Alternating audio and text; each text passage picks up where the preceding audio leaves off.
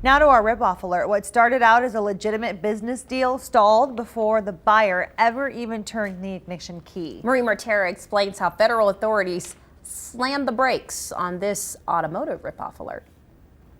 I went online, looked for the block. All the specifications were there. The website seemed legitimate.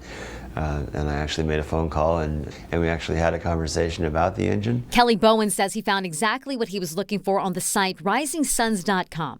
Bowen says he did his homework, talking to the seller directly, looking up reviews of the site. He sent me an invoice. I think it was in a PDF form. I had the letterhead and everything, so that looked official too. So he sent a personal check for $900. It had a delivery date on there, and obviously we're sitting here, so that never happened. Investigators say the website was owned by John Keplinger. Claimed he was selling auto engines, but he never sent them. He took people's money, cashed the checks, and typically did not send what people had paid for. Keplinger's San Francisco business may have started with good intentions, but quickly turned fraudulent, or even worse, dangerous. They had not been tested. They had not been refurbished in the way that he claimed they had. So we had some victims who had their engines fail while they were driving on freeways. 300 victims lost more than $300,000 across the country.